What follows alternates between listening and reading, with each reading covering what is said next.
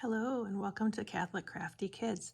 So this is the week that we celebrate Epiphany, which is the arrival of the wise men to see Jesus, and it is the end of the 12 days of Christmas, if you're familiar with that song.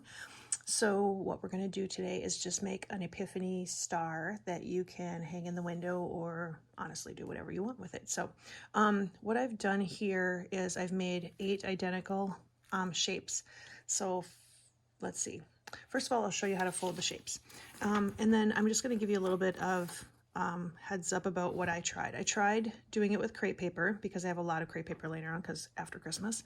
And it was a little thin, hard to cut, and difficult to fold. But if you're up for the challenge and you have some tissue paper left over from Christmas or whatever else, feel free to go for it. Like I said, it just it's a little flimsy for what we want to do here.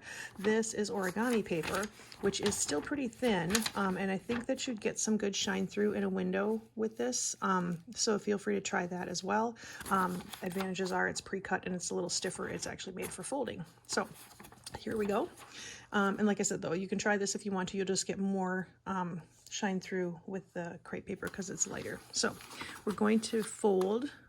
You need a square. So and if you're cutting your own paper, by the way, you can check that it's square by doing a quick diagonal here. And if everything lines up, you know that you've got a square. So if you're cutting these by hand and you want to make sure you have a square ahead of time, that's a good rule of thumb.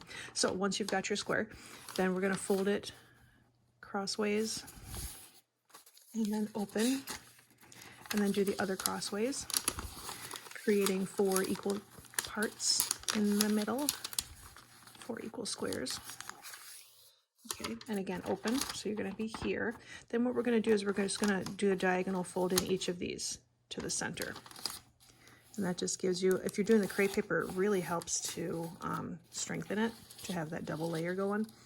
And this will create a nice shape that will allow us to line these up together with one another 8 at a time. So we're making an 8-pointed star. All right. So there's that. So we're going to be here. And then what we're going to do is kind of turn it this way. So from square to diamond. Just kidding. They're both the same shape. All right. And then what we're going to do is we're going to do like an airplane fold at the top. So we're going to take the top and fold it to the middle like so. Okay. So just take this one side, this one whole side, and go right to the middle with it. And then do the same on the opposite side. So you'll be creating a kite shape when you're done. And actually someone did suggest kite paper for this, which is pretty see-through and also just a little stiffer than crepe paper. So if you have any of that laying around, that would work as well. So there's your shape. So you want 8 of those.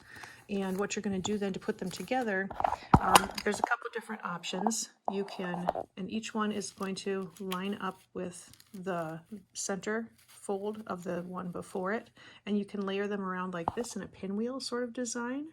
Or I actually would prefer doing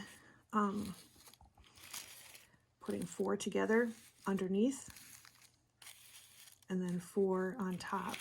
And you don't need 8 colors. You could do 4 colors and alternate, or 2 colors and alternate, that sort of a thing. And then so this will create some overlap and some interesting colors too as you hang it up.